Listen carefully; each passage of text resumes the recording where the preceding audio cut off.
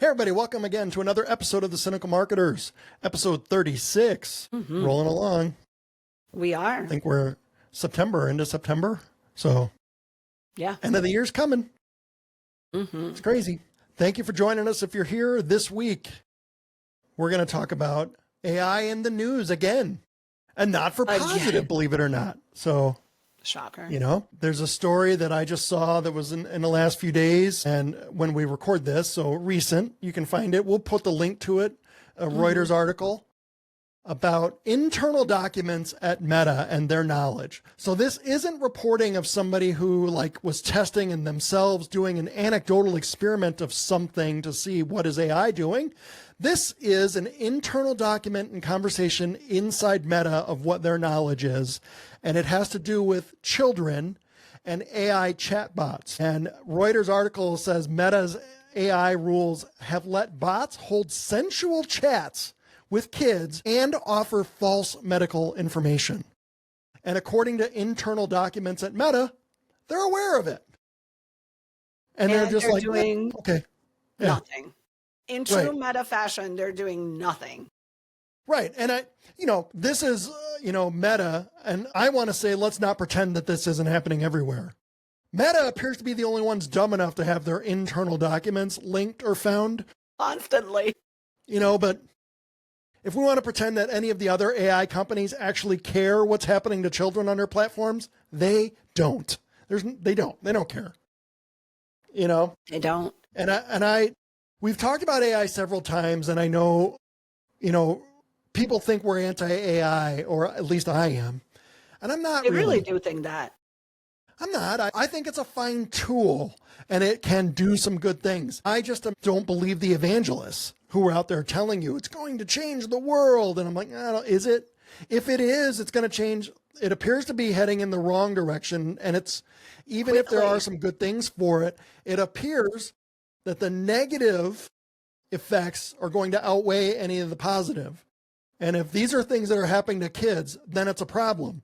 And you being able to write what you think are better email subject lines is probably not worth what's happening to kids and how kids are using this tool.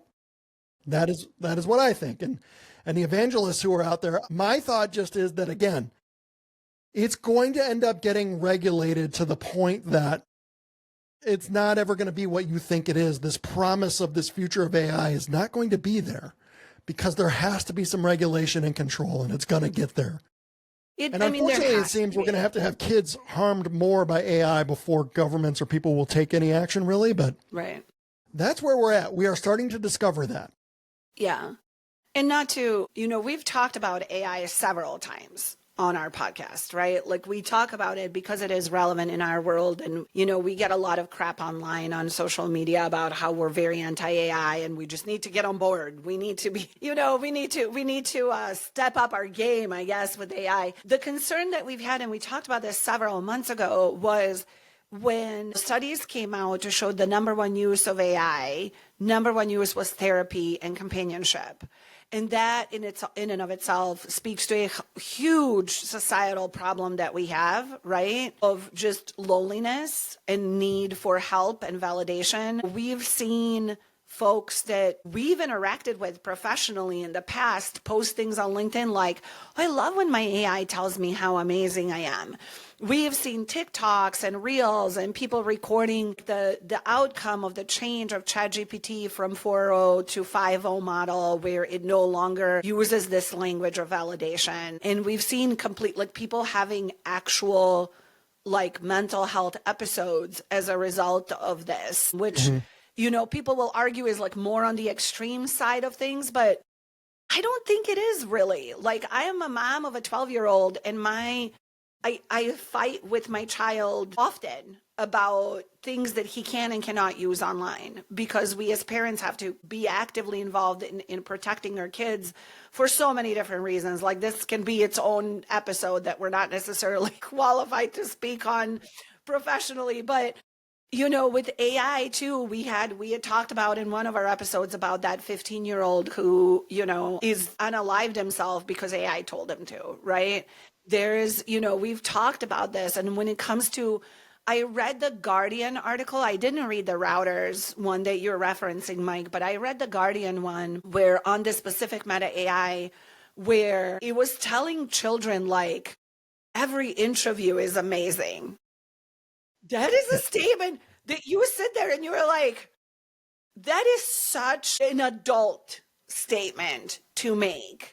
An AI is saying that to a child because according to the documentation within Meta, they just put no age limits in how their AI language, their language model speaks to various age ranges. Even when they can recognize the age range, there is no rules, no guardrails on how this tool interacts with the user. That's terrifying to me.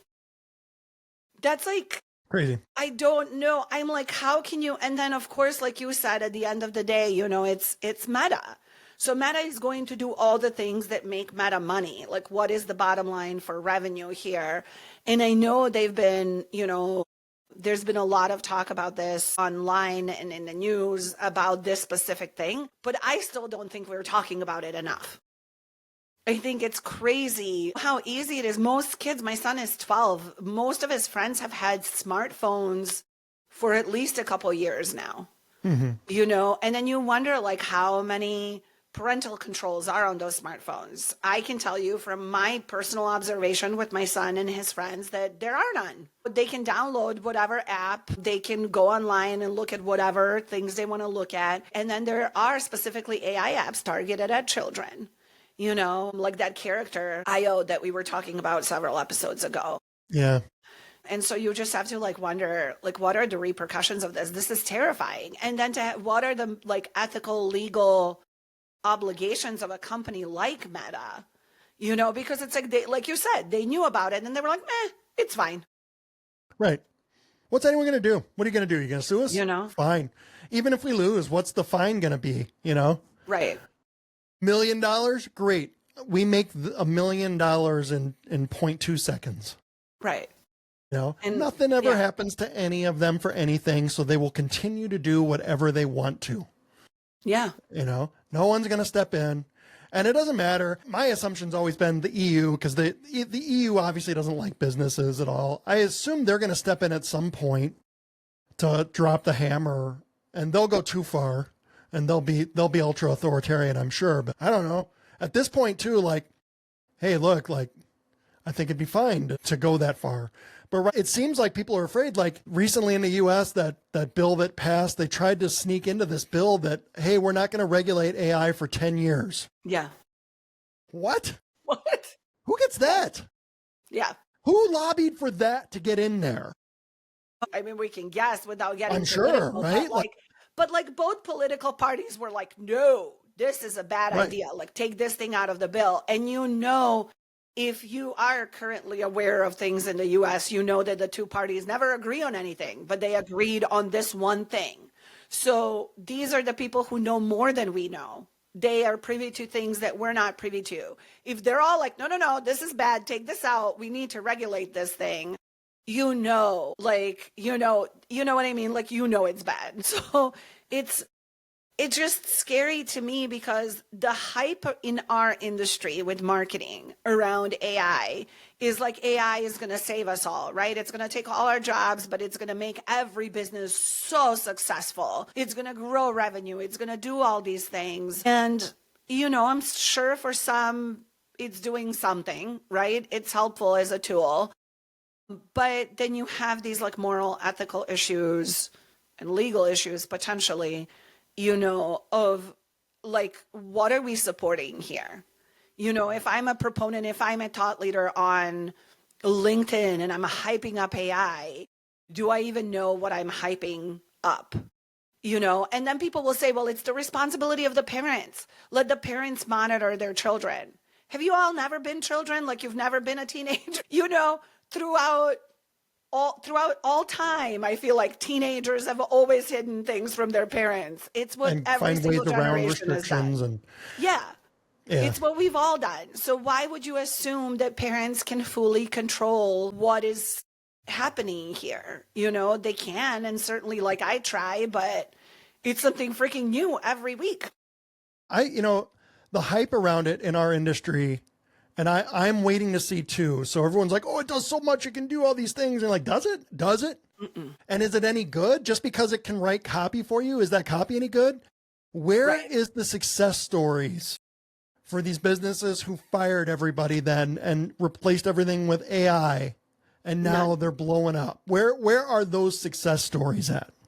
Right. Because to me, all that happens is, okay, yes, it feels like you're getting so much done and look at this output and all these things, but is it actually any good?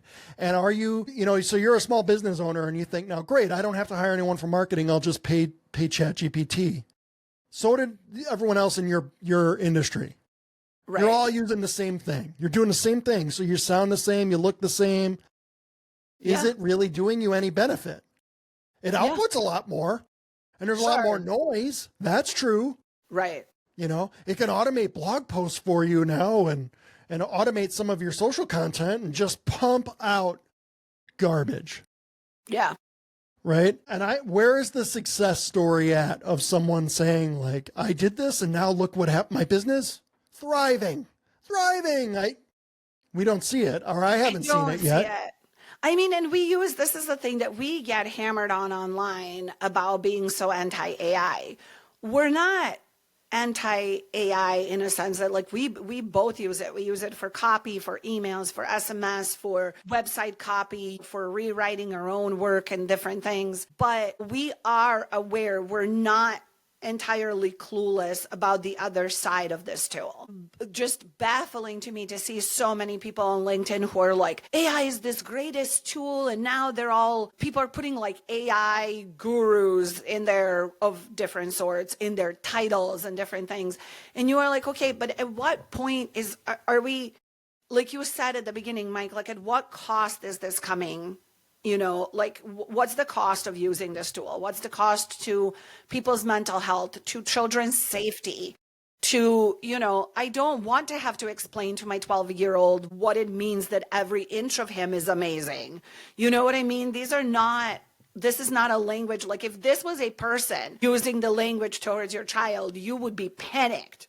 There would be things you would immediately like have regulations and law enforcement involved.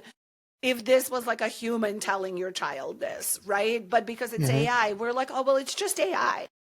But you don't know what that does to a brain that is still developing, right? Because we've seen adults have complete crash outs over AI. Grooms them. Kids are being groomed. And it's literally another way to groom them online, right? To be used to being talked to in that way. And horrifying. Shouldn't set off red flags for anybody, right? And parents don't know those conversations. Yeah. And the fact that like so many people in our industry, especially in our, doing marketing, doing sales, are such huge proponents of AI, and they never talk about this other side of things, is what bugs me, because I feel like we have the responsibility, if you're going to use the tool, if you're going to participate in this actively, like stay informed and then try to inform other people, which is what we try to do on this podcast, to say like, there are real dangers here. And these are real conversations that we need to have.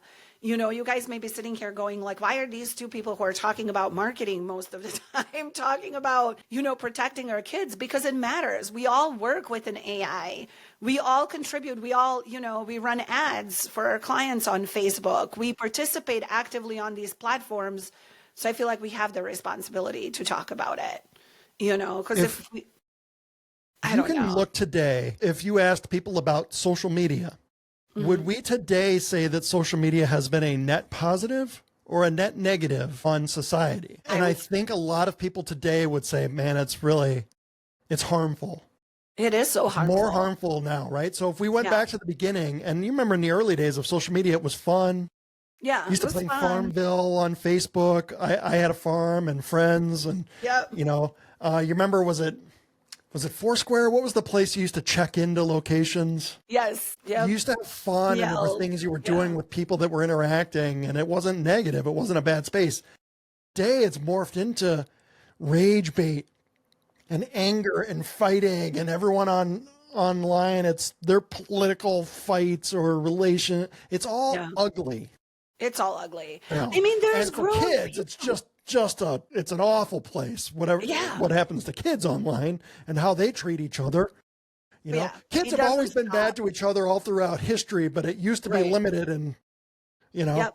your bully at school could only really bully me At school. on the playground even. And Right. in that little window of time, like I got to, all right, it's post lunch. I got to go on the playground. Let's get ready.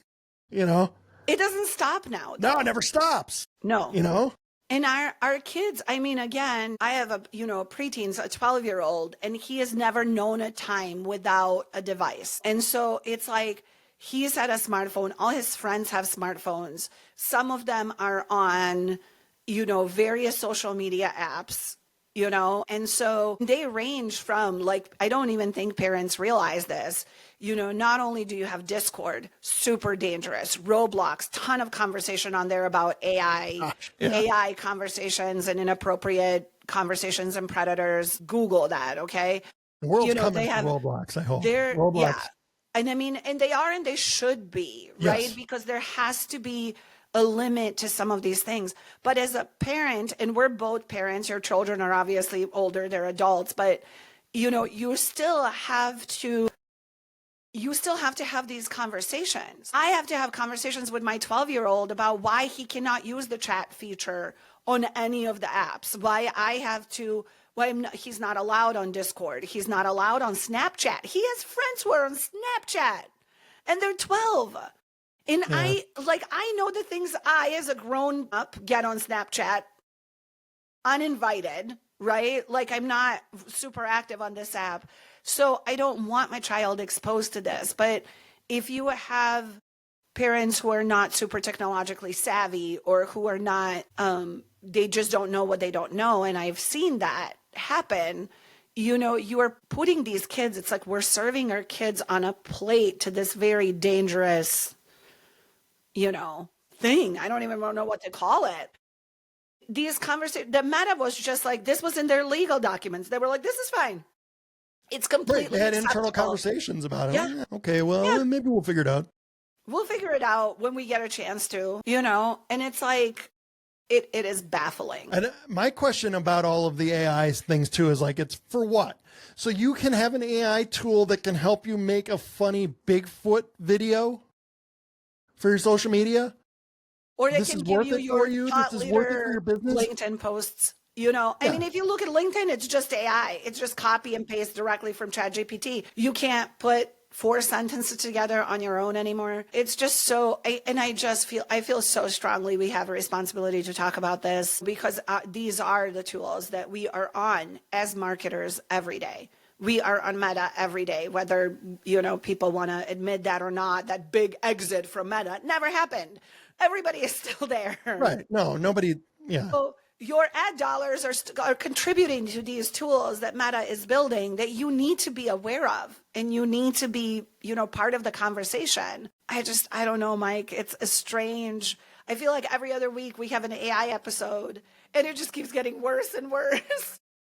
Right. If you look at we've avoided talking about AI for some time when we first started. And then when we started talking about it was because we were really starting to get sick of the hype on LinkedIn about it.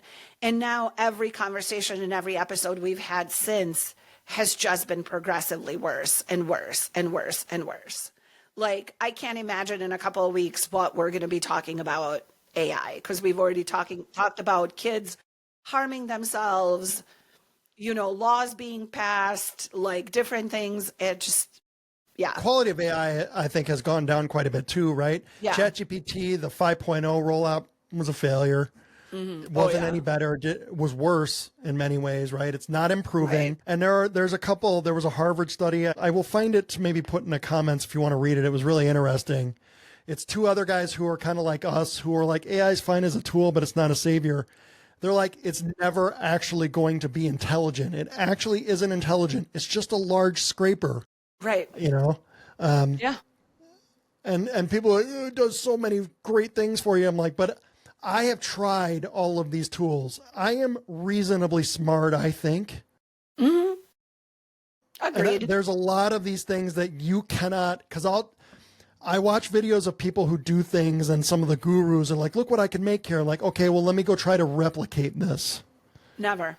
In that tool, and you really can't. Or if you did, it takes you so long to do things. And for us, I'm always thinking about our clients and the kind of businesses that we work with. Right. Where you're like, well, what exactly is the AI use case for an accounting firm on the marketing side? You know, like, yeah. I mean, it's just construction business, you know, right. like they're trying to generate leads, like, you know, and like one of our clients is a very high-end remodeling and full service construction business. So to me, it's always like, if you took AI to make some kind of a fake video, how is it that you're sending a message to people where they're high quality and they care about their work product and stuff when you don't even care enough? You're not showing your own work. Yeah, you're making fake stuff to put out here, right? Like that's, you know, I don't know. That's why I'm just like, is it? And again, anytime I see a flood of LinkedIn gurus all of a sudden latch onto something, I'm immediately against it. Whatever it is, I'm immediately against that. Like, oh, there's a bunch of LinkedIn gurus. That thing's going to fail. That thing is crap, whatever it is. If there's a bunch of LinkedIn people now changing their job titles to being some sort of AI, blah, blah, blah. No, it's crap. It's just, I just think that like we have to be aware of, you know, I use AI for copy rewrites mostly. I'm not a copywriter, you know, and so for me, that is the helpful thing. But like you said, Mike, like me rewriting a subject line or a copy for an email, is that worth this really other sort of very dark side of this thing, right? What's the trade-off? And I think we just need to keep having these conversations, because I feel like if we don't have the conversations, and you have people who absolutely hate AI and are against it and talk about it online all the time, but I think, you know, we just have to like continue to have, we don't have answers to any of this, right? We just have to continue to have the conversation and stay aware. Because I think most people are not even aware of this other side of AI. Most people kind of brush it off like, oh, who would use that for therapy? Well, go on TikTok and look it up. Plenty of people, you know, plenty of people have developed emotional connections to AI. So if adults cannot differentiate what's real and what's not, imagine a teenage child who, you know, they don't know what they don't know. And it's hard to educate them and explain it to them. And this is their reality. And we have to navigate around it. It's craziness. Yeah. All right. There we go, everybody. Mm-hmm. We're anti-AI. Yeah, we are. So we'll hop on that bandwagon. Let us know what you guys think. Yeah. Argue with us in comments. We love engagement. Yeah, sure. Tell me I am confidently wrong. Yeah. They tell you that a lot, Mike. I know. Love it. So, all right. Well, thank you again for tuning in to another episode, everybody. We appreciate it if you're still here, if you watch us on YouTube, or you can find us on Spotify. Thanks again. Be sure to tune in again next week. We'll be back with more anti-AI information. We'll see you, everybody.